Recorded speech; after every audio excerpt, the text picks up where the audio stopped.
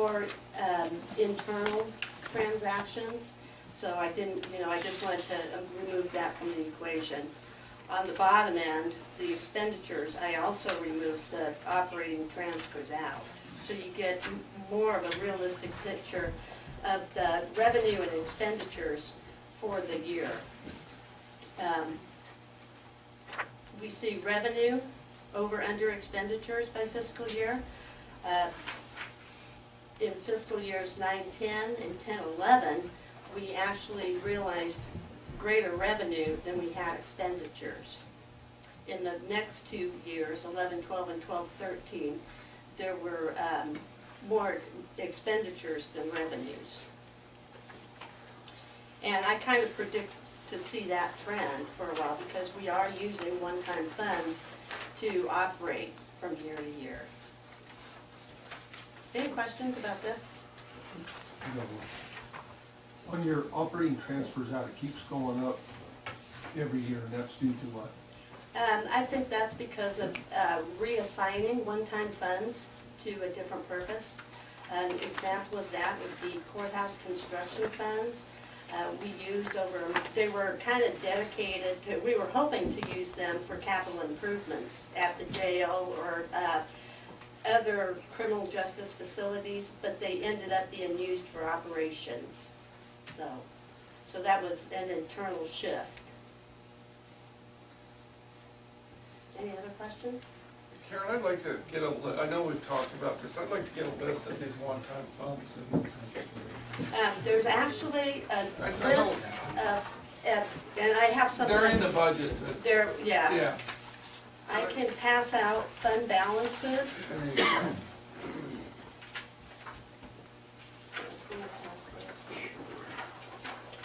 What I'm passing out to you is our fund balance classifications list as of June 30th, 2013. This report is included in our most recent audit, and what it does is tell you the makeup of the fund balances in the county treasury. We have non-spendable, which are the funds we have on deposit with Fundel. Inventories that were purchases, we can't spend those, but they're still considered part of fund balance. After that, we have a list of funds that are restricted in the county treasury. Restricted funds include Mental Health Services Act, where the board has some discretion on what project they're spent for. It has to be very specific to the legislation that created that funding. Aviation is restricted. Narcotics Task Force. So you see on June 30th, 2013, there was $20,600,000 restricted fund balance. And those funds are included in our budget. The next category is assigned. Assigned fund balance includes fairgrounds improvements is a good example of that, where the board designated or assigned those funds for the purpose of improving the fairgrounds. Those funds can be reassigned by the board at any time, so there's discretion on how these funds are spent. On June 30th, 2013, there was $3,882,000 available. And the next category, unassigned fund balance, that includes our general fund reserve, and just different pots of money that are just to be used for ongoing operations. Or general fund reserve would, the board can reassign that and use that amount for operations. My recommendation has been and continues to be that we leave that amount intact to assist us in cash flow. So, unassigned fund balance, there's $3,667,000. Of that, $3,175,000 is general fund reserve. So that's a long explanation, but in a nutshell. I'm gonna come by your office and go Okay. over this with you. So, Okay. So that's, So I don't bore everybody to death. yes.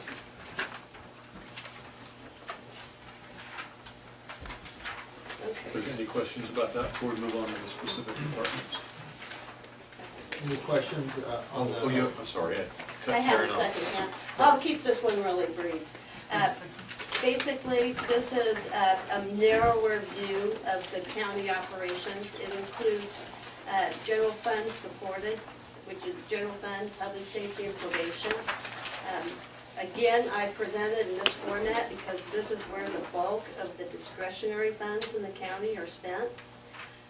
This doesn't include cash flow or anything, it's simply an analysis of revenues received compared to expenditures. The front page is a summary of those funds, and you see that dollar amount in the red, the $952,000. That represents the beginning fund balance that was used to balance the budget this year. In here, you don't really see the use of one-time funds that was used, but Julie included that printout in the packet. So, I did not eliminate the operating transfers in and out on this because it's mostly within the funds. So, if you have any questions about this, I'm available. We can discuss it now or come back and discuss it later. So this 952 negative was, I think it's worth saying, we went with that because we anticipated shortly after passing the budget. What was the amount we got in from the Dyer Mountain tax sale? No, this is different. This is- We had a beginning balance in the general fund, and so this is just simply the revenue Oh, versus expenditure. So Right. Oh, okay. essentially, we're spending $952,000 more than we're Yeah, bringing but in. we anticipated Dyer came after these. Correct, and that's not really reflected in. No, I realize that. If yeah, you go 'cause it came to out. attachment C in the packet, it tells you the one-time funds, which includes that Dyer Mountain. This is consistent with the board budget when it was adopted in September, when we assigned the various revenue sources to the $1.6 million for the operating expenses, in which this would reflect what would be the one-time only money being used versus the other monies. So it's consistent with what we had in September projected for. And the fact that we're staying on course in terms of expenditures and revenues, what's the issue before us now? If we were deviating from that, then we need to take notice. Correct. Richard, could I get the initial balance? Yes, I believe, The initial balance Yeah. for the general. Yeah. In the general fund, the beginning balance was $952,160, which I think is the same, Pretty darn Yes. close. yeah, number. And then the general reserve had $3,174,766.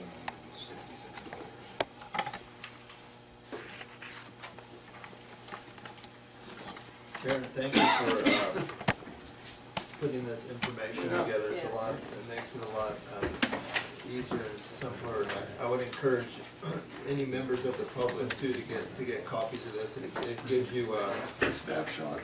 yeah, it's a lot easier to wrap your head around what's going on with the county's financial position than looking through all the, the big 500-page Right. budget binder.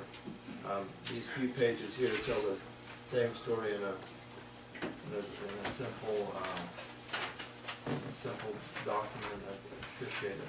You're welcome. Yeah, I as well as Supervisor Hammond mentioned, he'll pay you a visit. I plan to, look and study and look at the way you formatted everything too, and probably hit you up with some questions afterwards. And, yeah, Okay. I appreciate the work you did here. Absolutely. You're welcome. Is there any more questions from board members? And if not, I want to ask if any questions by the public of the information. Any questions? Karen? Is there any questions from the public? Okay. So the action Actually, we've got a couple departments that I think want to address the board with regard to specific, the sheriff's department in particular, and health and human services and probation. Okay. All right, come on up. You've got the gun, you've got the gun. Thank you, Mr. Chairman. John Mino, Undersheriff. We put together a summary for Mr. Egan for the mid-year budget that describes where we are now. Obviously, the sheriff's budgets in total have a huge impact on the public, or on the general fund. Some of our big ones. Patrol budget right now, unremarkable. We're moving right along. That budget looks good. But that budget and every budget in the sheriff's office, they're extremely volatile. Patrol budget's good now, but a critical event, a major search and rescue, a big crime, some unusual spike in coroner's work, any of those things could change that picture. But as of this moment, it looks good. Same with the dispatch budget. It also looks good at this point. The jail hospital, which has been a topic of here, for the last number of years, where we've had to come back and try and seek additional funds to support that. As of right now, the jail hospital budget looks pretty good. That's the one that supports when an inmate has to leave our facility and go to either Banner or to Renown or wherever they have to be treated. That budget can change in a minute. It looked great last week, but we had an inmate in the hospital for a week and we have a $121,000 bill pending. So it happens like that. We've been working hard with HSS to try and to start getting some reimbursements to the Affordable Care Act where they're appropriate. Sent some stuff over to Eric last week on this person that was in the hospital for a week. So hopefully, it's still tax money, but hopefully it won't be out of our local budget to support that. Jail physician is another one. That's what we use to pay for Dr. Meadows and his contract to come in and do the daily sick call to see the inmates, and it's basically for the clinic. That budget also supports the pharmacy. And so that's for any medical condition once it's prescribed by Meadows, or any psychological condition once it's prescribed by the psychiatrist. There's a psychiatrist from behavioral health that comes in and sees the inmates on a regular basis. And so that's the combination of where the pharmacy bill comes into play. Since realignment, we've been talking about this a lot, it's a different class of inmate. It's a different level of need, it's a different level of health, and it's a longer-term commitment. And we've been seeing that since realignment came into play. And so that's where the biggest hit is right now in that jail physician. That's almost exclusively driven by pharmacy. One, we have more inmates. Two, there's a greater program burden put on us by realignment to get services like psychological services to inmates while they're in our custody. So that's how it's rolling out. We're going to continue to work with HSS. We're going to see what's the probability of coming up with some kind of a formulary to hopefully control those costs. It's just a difficult environment right now. So the 100,000 that shift from public health realignment, that's the request. That's why the request is there, is to help pop up that jail position. The jail itself, as the budget stands, it's going to be close. It's going to be, we're going to do everything we can to help control the costs. Some we can control, some we can't.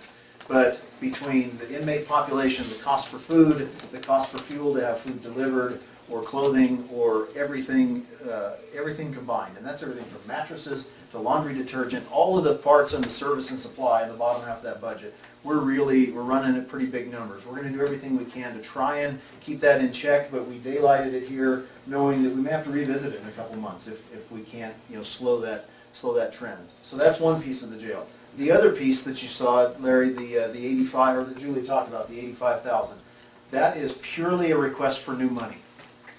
We've talked an awful lot since realignment came into play about the level of inmates, their criminal sophistication, the gang activity, the violence, the fights, things that are going on in the jail. And when we built that staffing plan, and this is now June of 2011, when the sheriff and I were here talking about the CCF's going away, we need to figure out how to staff the jail. That got built based upon 70 people in what was then a county jail.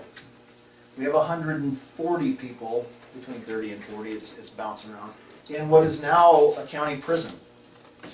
More than a third of our inmates are realigned. They are what used to be felons. They are harder to deal with. They are harder to manage. It's just a more difficult environment. We talked about it again this budget year. Talked about trying to bolster our extra help budget and do some things to fill the holes. we've tried those. We've got one person who's doing a lot of extra help work. Jim Shores is here with us today. He spent a career with the Department of Corrections, an entire career out there, and he's been a volunteer of ours for years in patrol. Well, now we're using him as a part-time extra help to help prop up that staffing pattern in the jail. And it was very unique. It was certainly interesting to hear from Jim once he got in there, because he could compare how we function, how we're staffed, compared to how the state is. And we don't have any delusions that we're ever going to be staffed as flush as the state prison systems are, but there is a ton of disparity there.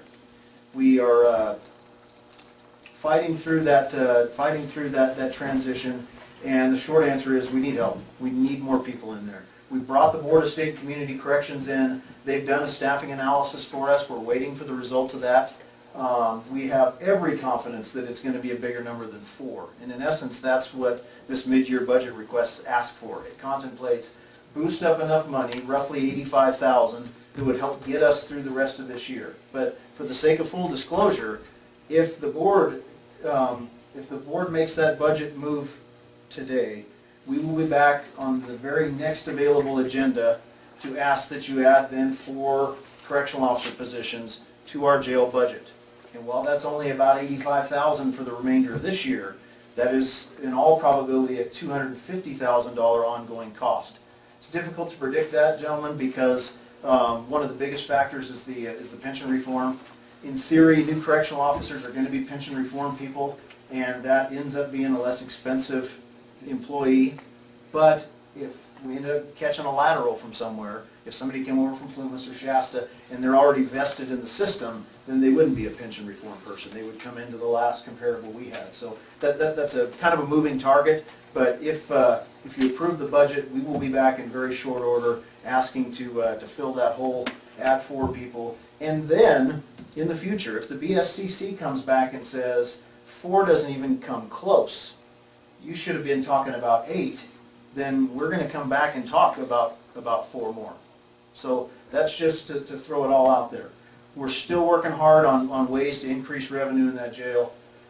We've had a ton of discussions with a few counties. We've got some interest out of some other counties. It's difficult to put the right kind of terms together, because in essence, if you are going to fund it and we are going to staff it, we have to have stable funding. We can't simply say, Butte, if you want 10 beds, you can have them. Shasta, if you want 10 beds, you can have them. Because we got to have enough cash coming in to fund as if that thing's full. So we're working through that. We're working with CDCR again. They reached out to us last week and asked us to start having discussions about reopening the old CCF. So there is some potential out there for new revenue that we don't see today, but that's anything but a lock. Thank you, John. Any questions for members?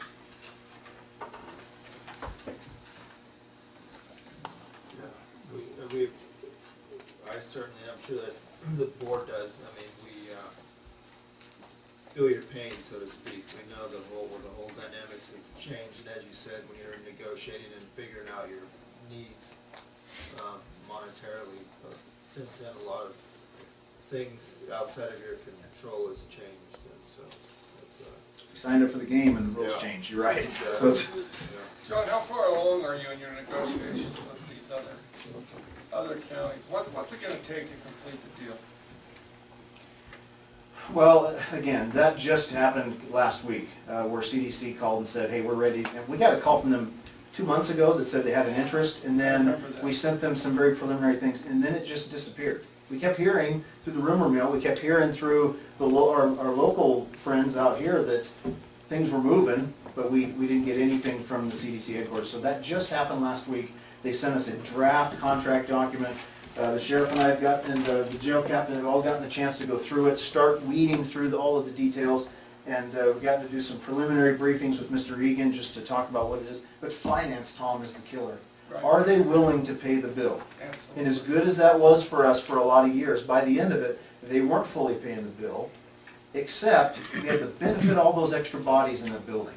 Right. And if a combative booking walked through the door 5 minutes from now, if we had to, we could pull 3 people out of the CCF, instantly augment the staffing, and then they could go back 5 minutes later.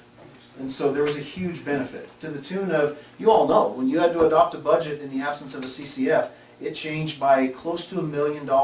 So that's how much true benefit we were getting out of that. But that's gonna be the question, are they willing to fund it? And are they willing to keep the restrictions such that we can work within them?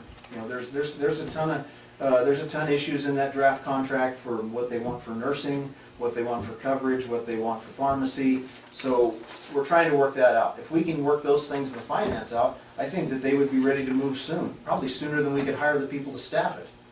What about the contiguous counties? Well, same difficulty. If we could rent, what I'd have to, if you were MODOC, we'd have to go and say, if you want 10 beds, you can have them, but you have to pay for them whether they're full or empty. Absolutely. Same thing for you Shasta, same thing for you Plumas. And that's a tougher pill for people to swallow, having to pay a bed count rather than a head count. So, and given the experience we have with probation, That's we know exactly- the answer to that question, so.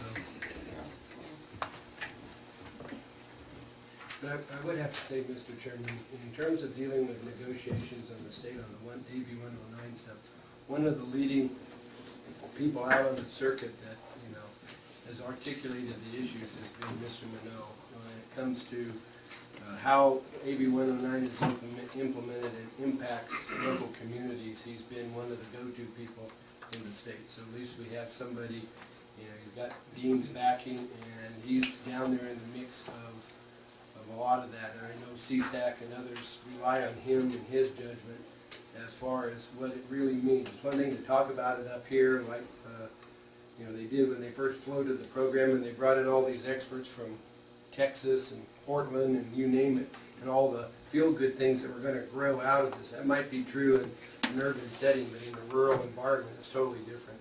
And John has been in the forefront of being able to articulate that disparity when it comes to the funding and to the regulations and the implementation of the law. So hopefully that will come back and benefit us as these other negotiations move forward, because he knows what he's talking about. I watched him in action. Thanks, Thank you. Thanks, John. Probation? Jim Brandon with probation, Mr. Chairman, members of the board. I just wanted to let you know, first and foremost, we are not asking for an increase in revenues.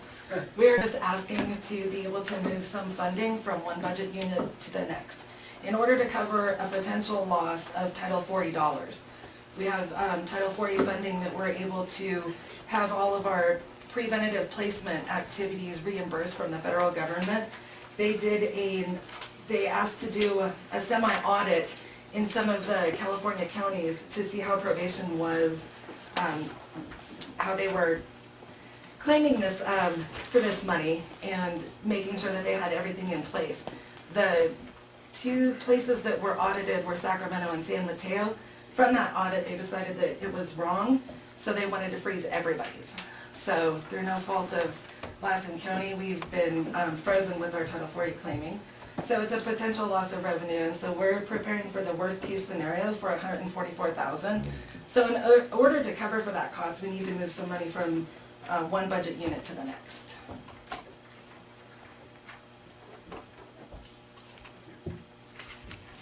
Any questions? So which part of, Right here. that's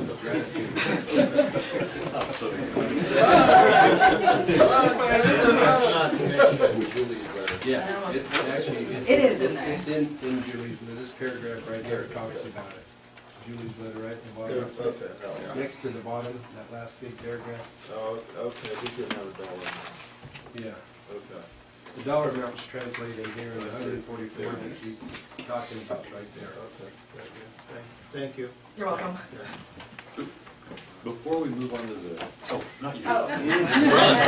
She's conditioned. I'm going. Before we move on to the Health and Human Service budgets, we segregated this into two agenda items because they're, Yeah. not that they're that much different from us, but they're a little different. And so we'll take them up separately. It's my recommendation to make the adjustments as outlined in attachment A. And I'll just point out one thing that we haven't discussed significantly is that there is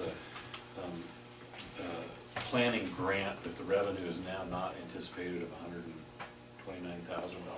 That's, in the planning budget is kind of significant, but that's incorporated in those changes. Mr. Chairman, I would make a motion to approve the adjustments recommended and attached today. Second. Before we take a vote, I just want to give, is there any members of the audience that have any questions of the staff reports or the department reports? Bring it back. Need a vote because it requires four fifths. Any further debate or questions? No. Madam Clerk, would you poll the vote? Supervisor Chapman? Aye. Supervisor Alba? Aye. Supervisor Pyle? Aye. Supervisor Hammond? Aye. Supervisor Wilson? Aye. Thank you. Thank you. Okay, so we will move on to item H2, Health and Social Services.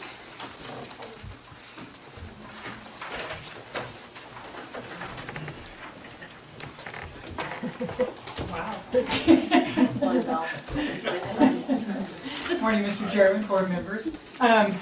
For those of you who haven't met her yet, this is our Health and Social Services Chief Fiscal Officer, Yvonne Smith, and I'm going to let her talk a little bit about our budgets. We're in pretty good shape. We've got a couple of changes. Well, we have several changes, but most of them were to the good rather than decreases. But I will let her talk about them, and she can certainly answer the detailed questions better than I can. Okay, good news, for the most part, we actually got more revenue in than what was budgeted, and that mainly came in realignment. We have two pots of realignment now, 1991 realignment, which is public health, mental health, and social services, and then the 2011 realignment that affected behavioral health and social services. I think because the sales tax and VLF is up, that was the reason why our receipts are up and our base went up.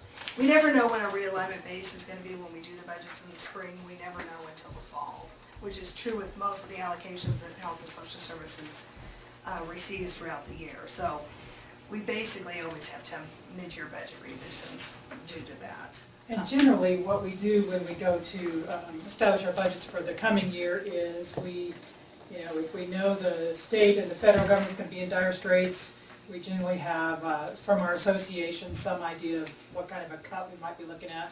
We'll estimate that. If everything looks okay, might be an increase, we'll generally just estimate whatever we got this year for the coming year, and then it's always good news when we actually get a little bit more. So. And that is what occurred this year. We made some adjustments in the social service administrative budgets. Those are actually 4 budget units within one fund. We had some increase in some allocations, and we also had some increase in the realignment revenue. We used a little bit of realignment revenue for the admin budgets, but the majority of it had to go to the assistance budgets. Our welfare assistance state funding just keeps decreasing. The majority of the reason that I can, from my analysis, is due to non-federal adoption and foster care cases. We don't get the federal money in, and the state money for assistance now comes in realignment. We don't get it based on our expenditures any longer, all the state funding. So now that shift is coming from realignment from the state. So that balanced that budget. Public health, they had predicted a pretty big cut in categorical funding, so my fiscal officer cut most of the revenue in the public health budget by anywhere from 5 to 15% depending on the program. And then that money ended up coming in about $83,000 more than what we had anticipated. We had planned on using fund balance to balance that budget, but now with the increase in revenue, the revenue expenditures balance in public health. Behavioral health, we have seen a decline in Medi-Cal revenue. A lot of that is because we are now seeing more clients with insurance.